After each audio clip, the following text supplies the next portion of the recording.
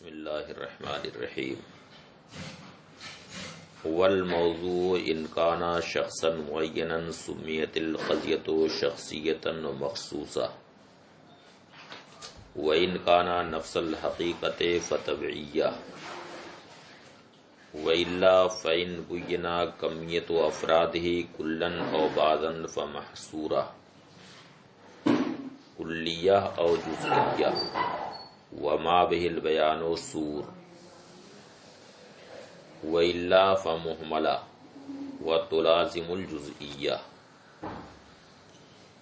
یہ قضیہ حملیہ کی تقسیم اس کے موضوع کے اعتبار سے ہے۔ موضوع کے اعتبار سے قضیہ حملیہ کی 4 قسمیں: شخصیہ، طبعیہ، محصورہ اور محملہ۔ قضیہ حملیہ کا موضوع اگر شخص معین ہو، یعنی شخص معین پر حکم لگایا گیا ہو، تو اسے قضیہ شخصیہ اور مخصوصہ کہا جاتا ہے۔ جیسے زید کاتب، اس قضیہ میں شخص معین یعنی زید پر حکم لگایا گیا ہے، اس لیے اس قضیہ کو شخصیہ اور مخصوصہ کہا جاتا ہے۔ اور اگر قضیہ حملیہ کا موضوع نفس طبیعت من حیث حیا ہو،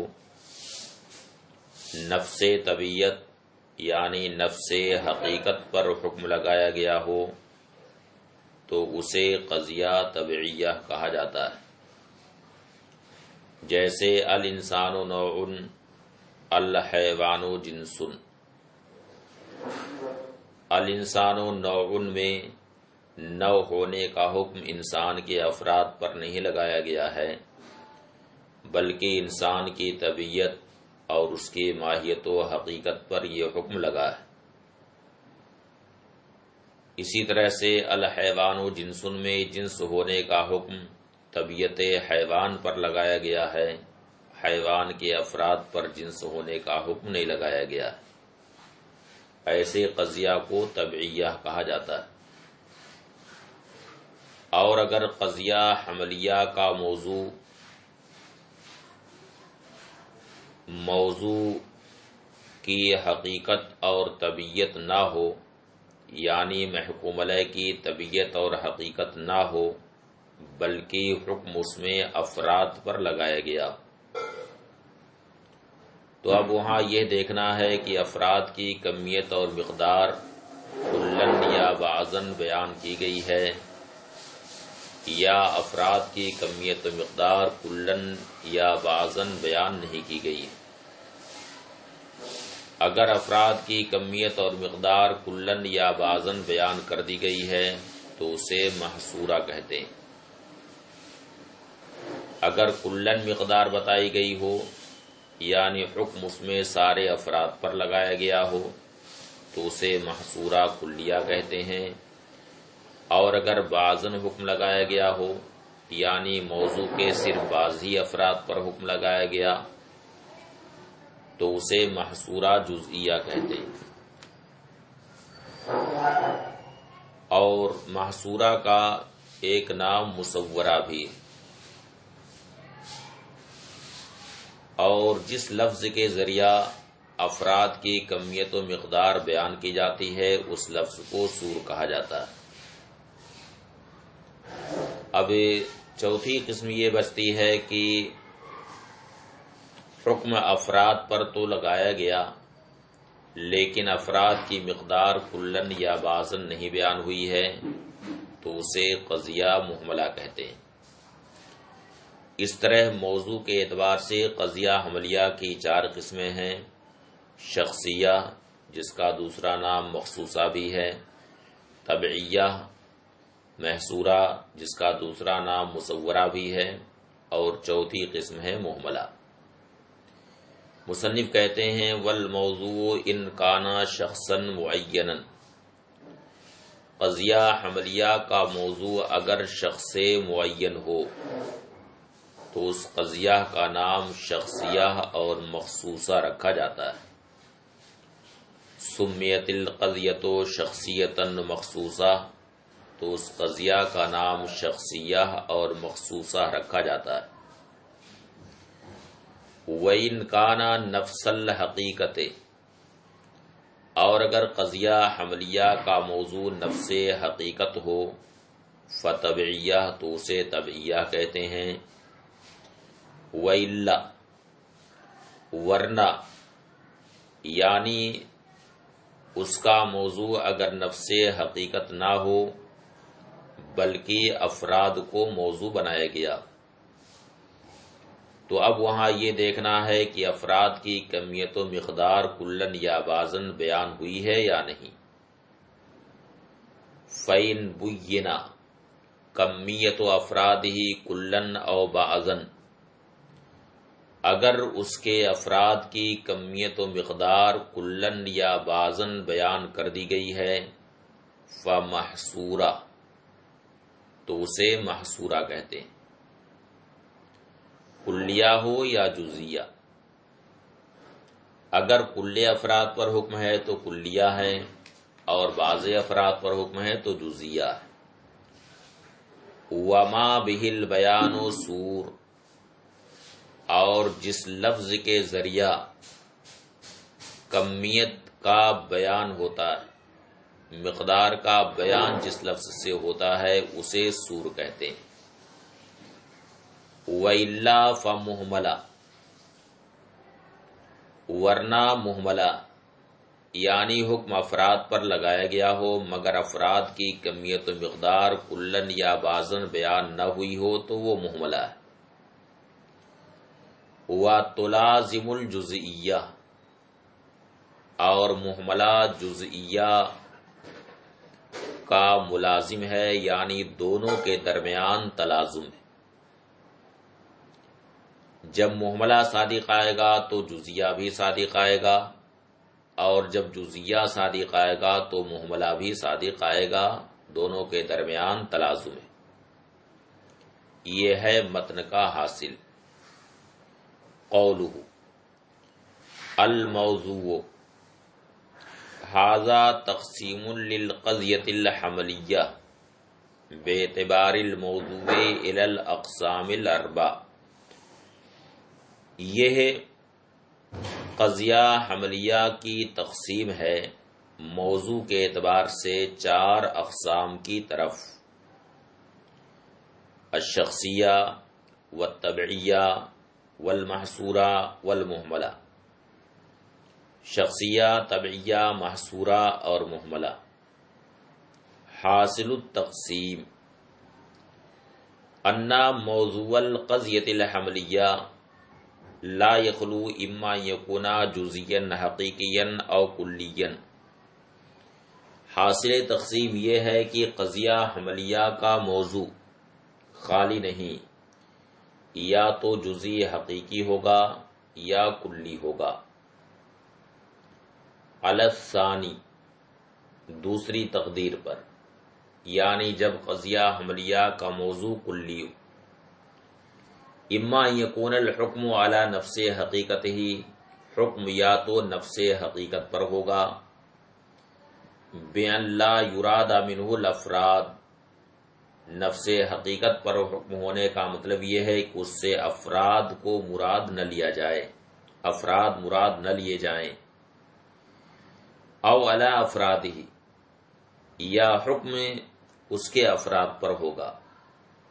وعلی الثانی، اور دوسری تقدیر پر، یعنی جب حکم افراد پر ہو، اما ان یبین کمیت و افراد المحکوم علیہ، یا تو محکوم علیہ کے افراد کی کمیت بیان کر دی جائے گی، بِأَن یبین ان الحکم علی کلیہا و بعضہا، اس طور سے کہ یہ بیان کر دیا جائے کہ حکم کل افراد پر ہے یا بعض افراد پر ہے۔ او لا یبین ذالک، یا مقدار کا بیان نہ ہوگا، بل یحمل، بلکہ مقدار کا بیان چھوڑ دیا جائے گا۔ فالاول، تو پہلی قسم الحملیہ التی موضوعها جزئی حقیقی و شخص معین، یعنی وہ حملیہ جس کا موضوع جزئی حقیقی اور شخص معین ہو، اس کا نام شخصیہ رکھا جاتا ہے۔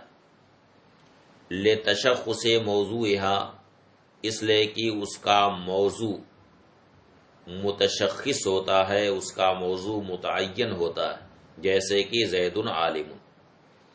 یہاں پر موضوع زید ہے جو متشخص اور متعین ہے، تو اس قضیہ کو شخصیہ کہا جاتا ہے۔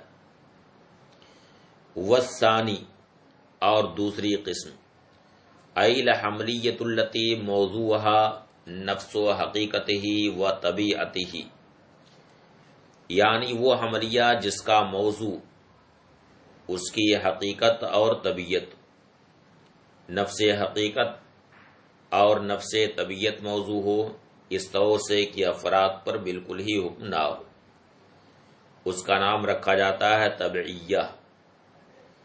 لکون الحکم علی الطبیعہ، اس لیے کہ حکم اس میں طبیعت پر ہوتا ہے، جیسے الانسان نوع، انسان نوع۔ یہاں نوع ہونے کا حکم انسان کے افراد پر نہیں لگایا گیا ہے، بلکہ انسان کی طبیعت اور ماہیت پر لگایا گیا ہے، کیونکہ انسان کے جو افراد ہیں زید، بکر، خالد وغیرہ، وہ سب نوع نہیں ہیں، بلکہ نوع تو طبیعت انسانی ہے، ماہیت انسانی نوع ہے۔ والثالث، اور تیسری قسم الحملیۃ التی موضوعها افراد و حقیقتہ، یعنی وہ حملیہ جس کا موضوع اس کی حقیقت کے افراد کو قرار دیا گیا۔ وَبُيِّنَ مقدار الافراد کلن او بعضن، اور افراد کی مقدار کلن یا بعضن بیان کی گئی ہو، اس کا نام رکھا جاتا ہے محصورہ۔ لحصر افراد الموضوع، محصورہ اسے اس لیے کہتے ہیں کہ اس میں موضوع کے افراد گھرے ہوتے ہیں، محصور ہوتے ہیں، جیسے کل انسان ناطق، ہر انسان ناطق۔ والرابع الحملیۃ التی موضوعها افراد و حقیقت لیکن لم یبین مقدار الافراد کلن او بعضن، چوتھی قسم یعنی وہ حملیہ جس کا موضوع ایک حقیقت کے افراد کو قرار دیا گیا، لیکن افراد کی مقدار کلن یا بعضن بیان نہ ہوئی ہو، اس کا نام رکھا جاتا ہے محملہ۔ محملہ اس لیے کہتے ہیں لإہمال بیان کمیت الافراد فیہ، اس لیے کہ اس میں افراد کی کمیت اور مقدار کا بیان چھوڑ دیا جاتا ہے، جیسے الانسان کاتب، انسان کاتب ہے، تو یہاں پر کاتب ہونے کا حکم انسان کے افراد پر لگایا گیا ہے، لیکن کتنے افراد پر یہ حکم لگایا گیا ہے، ان افراد کی کوئی تعداد نہیں بتائی گئی ہے، اسے چھوڑ دیا گیا ہے، اس لیے اسے محملہ کہتے ہیں۔ ثم المحصورہ ان بین فیہا ان الحکم علی جمیع افراد الموضوع فکلیہ وَإِنْ بُيِّنَ أَنَّ الْحُكْمَ عَلَى بَعْضِ أَفْرَادِهِ فَجُزْئِيَّةٌ، پھر محصورہ میں اگر یہ بیان کیا گیا ہو کہ حکم موضوع کے سارے افراد پر ہے تو کلیہ۔ وَإِنْ بُيِّنَ أَنَّ الْحُكْمَ عَلَى بَعْضِ أَفْرَادِهِ، اور اگر یہ بیان کیا گیا ہو کہ حکم موضوع کے بعض افراد پر ہے فَجُزْئِيَّةٌ، تو وہ جزیہ ہے۔ اس طرح سے محصورہ کی دو قسمیں ہیں، محصورہ کلیہ اور محصورہ جزئیہ۔ اب بہرحال دونوں میں ایجاب و سلب کا تحقق ہوگا، اس طرح سے محصورہ کی کل 4 قسمیں نکلتی ہیں: موجبہ کلیہ، موجبہ جزیہ، سالبہ کلیہ اور سالبہ جزیہ۔ قولہ، وما بہل بیان سور، اور جس لفظ کے ذریعہ کمیت کا بیان ہوتا ہے، مقدار کا بیان ہوتا ہے، اسے سور کہا جاتا ہے۔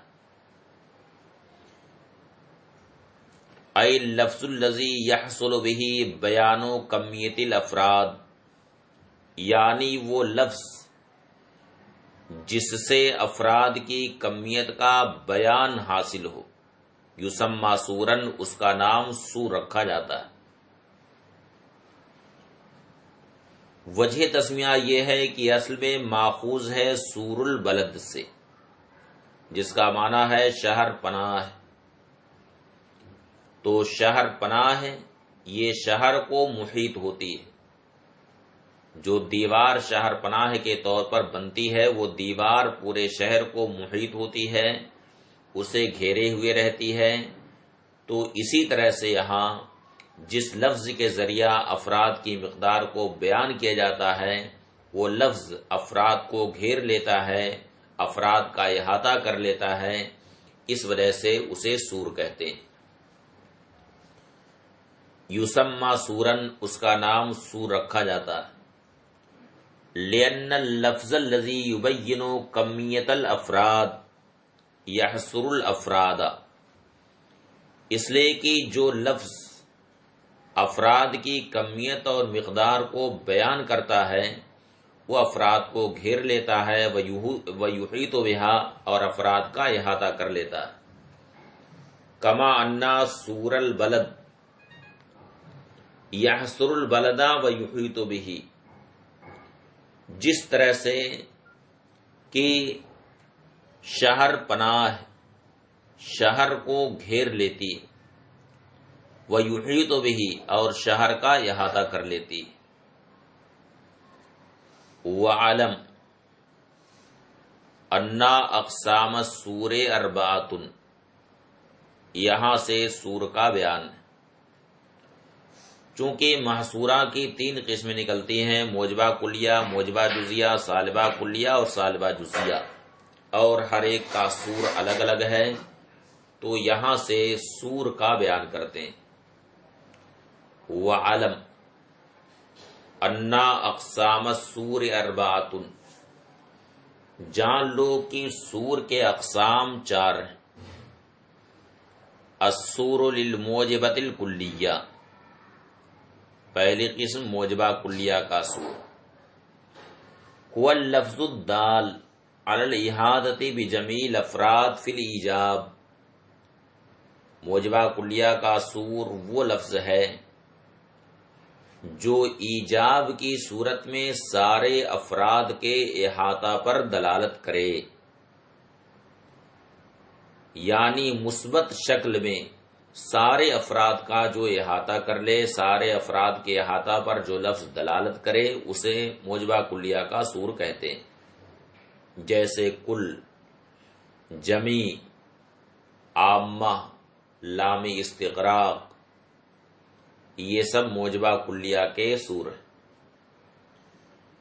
وَتُسَمَّى الْقَضْيَةُ الْمُشْتَمِلَةُ عَلَى هَذَا السُّورِ موجبۃ کلیہ، اور وہ قضیہ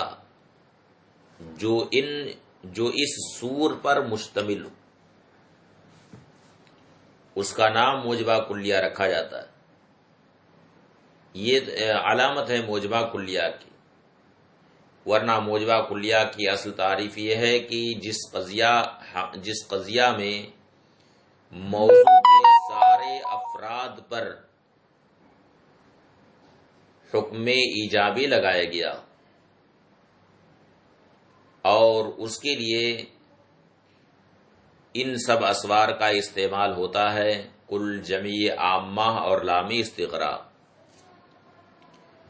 دوسری قسم السور للموجبۃ الجزئیہ، موجبہ جزیہ کا سور، هو اللفظ الدال علی الاحاطۃ ببعض الافراد فی الایجاب، یہ وہ لفظ ہے جو بعض افراد کے احاطہ پر دلالت کرے، فی الایجاب، ایجاب کی صورت میں، اس کے لیے یہ سب الفاظ ہیں، بعض، غالب، موزم، یہ سب الفاظ. وَتُسَمَّى الْقَضِيَّةُ مُوجِبَةً جُزْئِيَّةً، اور اس قضیہ کا نام موجبہ جزیہ رکھا جاتا ہے. السور للسالبۃ الکلیہ، سالبہ کلیہ کا سور. هو اللفظ الدال علی الاحاطۃ بجمیع الافراد فی السلب، یہ وہ لفظ ہے جو سلب کی صورت میں سارے افراد کے احاطہ پر دلالت کرے. اور یوں بھی تعریف کر سکتے ہیں کہ جس میں موضوع کے ہر فرد سے محمول کی نفی کا حکم لگایا گیا. اس کے لیے جو الفاظ سور کے طور پر استعمال ہوتے ہیں وہ ہیں لا شیء، لا واحدہ، جیسے لا شیء من الانسان بحجر، اسی طرح سے لا واحدہ من الانسان بحجر. وَتُسَمَّى الْقَضِيَّةُ صَالِبَةً كُلِّيَّةً، اور اس قضیہ کا نام صالبہ کلیہ رکھا جاتا ہے. چوتھی قسم السور للسالبۃ الجزیہ، سالبہ جزیہ کا سور. واللفظ الدال علی الاحاطۃ ببعض الافراد فی السلب، سالبہ جزیہ کا سور وہ لفظ ہے جو سلب کی صورت میں بعض افراد کے احاطہ پر دلالت کرے، جیسے لیسا بعض، بعض لیسا، لیسا کل، لیسا جمیع، یہ سب الفاظ. جیسے لیسا بعض الحیوان بانسان، یا یوں کہیے کہ بعض الحیوان لیسا بانسان، یا لیسا کل حیوان انسانا، لیسا جمیع الحیوان انسانا. وَتُسَمَّى الْقَضِيَّةُ صَالِبَةً جُزْئِيَّةً، اس قضیہ کا نام صالبہ جزیہ رکھا جاتا ہے. قولہ وَتُلَازِمُ الْجُزْئِيَّةَ، محملہ جزئیہ کا ملازم، یعنی قضیہ محملہ اور قضیہ جزیہ کے درمیان تلازم. جہاں محملہ صادق آئے گا وہاں جزیہ صادق آئے گا، جہاں جزیہ صادق آئے گا وہاں محملہ صادق آئے گا. اس لیے کہ محملہ میں مطلق افراد پر حکم ہوتا ہے، تو ظاہر سی بات ہے کہ حکم یا تو سارے افراد پر ہوگا یا بعض افراد پر ہوگا، اور بہرحال جزیہ کا صدق وہاں پر ہوگا. یعنی بعض افراد پر حکم ہو تو قضیہ جزیہ بہرحال وہاں پر صراحتاً صادق آئے گا، اور کل افراد پر حکم ہو تو کل کے ضمن میں بعض بھی پایا جاتا ہے تو وہاں پر بھی قضیہ جزیہ صادق آئے گا. اسی طرح سے قضیہ جزیہ جہاں پر صادق آئے گا وہاں قضیہ محملہ بھی صادق آئے گا، اس لیے کہ قضیہ جزیہ میں بعض افراد پر حکم ہوتا ہے، اور جب بعض افراد پر حکم ہوگا تو مطلق افراد پر بھی حکم ہوگا. تو اس طرح سے جہاں جزیہ صادق آئے گا وہاں محملہ بھی صادق آئے گا. المحملۃ تلازم الجزئیہ، یعنی محملہ جزئیہ کا ملازم ہے. لأنه لا بد لصدق المحملۃ من ان يكون الحكم على الافراد كلها او بعضها، یعنی محملہ کے صدق کے لیے یہ ضروری ہے کہ حکم افراد پر ہو، کل افراد پر ہو یا بعض افراد پر. وعلی التقدیرین یصدق الجزیہ، اور دونوں ہی تقدیر پر قضیہ جزیہ صادق آئے گا. ولا بد لصدق الجزیۃ من ان یکون الحکم علی الافراد، اور جزیہ صادق ہونے کے لیے ضروری ہے کہ حکم افراد پر ہو. تو ظاہر سی بات ہے کہ جزیہ میں بعض افراد پر حکم ہوتا ہے اور جب بعض افراد پر حکم ہوگا تو مطلق افراد پر بھی وہاں پر حکم ہوگا. فتصدق المحملہ، اس لیے وہاں پر محملہ صادق آئے گا. مثلا اذا صدق الانسان کاتب، مثلا جب الانسان کاتب صادق ہوگا، صدقہ بعض الانسان کاتب، تو بعض الانسان کاتب بھی وہاں پر صادق آئے گا. وبالعکس، اور اس کے برعکس بھی، یعنی جہاں بعض الانسان کاتب صادق آئے گا وہاں الانسان کاتب بھی صادق آئے گا. اس لیے کہ جب الانسان کاتب کہا جائے گا تو ظاہر سی بات ہے کہ کاتب ہونے کا حکم ہے انسان کے افراد پر لگایا گیا. اب یہ دو حال سے خالی نہیں، یا تو سارے افراد پر یہ حکم ہوگا یا بعض افراد پر ہوگا. بعض افراد پر اگر یہ حکم لگایا گیا ہے تو قضیہ جزیہ صراحتاً یہاں پر صادق ہے، اور سارے افراد پر اگر کاتب ہونے کا حکم لگایا گیا تو اس میں بعض افراد پر بھی حکم ہو گیا، اس لیے جزیہ یہاں پر صادق آئے گا. اسی طرح سے جہاں بعض الانسان کاتب صادق آئے گا وہاں الانسان کاتب بھی صادق آئے گا، اس لیے کہ بعض الانسان کاتب میں انسان کے بعض افراد پر حکم لگایا گیا ہے کاتب ہونے کا، اور ظاہر سی بات ہے کہ جب بعض افراد پر یہ حکم لگایا گیا تو مطلق افراد پر بھی یہ حکم ہوا. تو اس طرح سے دونوں ایک دوسرے کو لازم ہیں. فہما متلازمان، تو دونوں ایک دوسرے کو لازم. یمکن حصر اقسام الحملیت ہاکذا، حملیہ کے اقسام کا حصر اس طرح سے ممکن ہے. الموضوع، یعنی قضیہ حملیہ کا موضوع جزئی ہوگا یا کلی. یعنی شروع میں موضوع کی دو شاخ ہے، جزئی اور کلی.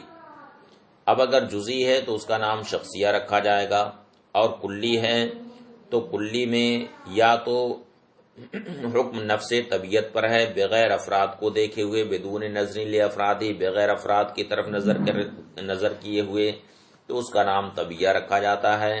اور اگر افراد پر حکم ہے، یعنی افراد وہاں پر پیش نظر ہیں، افراد پر حکم لگایا گیا ہے، تو مع بیان کمیت الافراد، تو اگر افراد کی کمیت کا بھی بیان ساتھ میں ہے تو سما محصورہ، تو اس کا نام محصورہ رکھا جاتا ہے.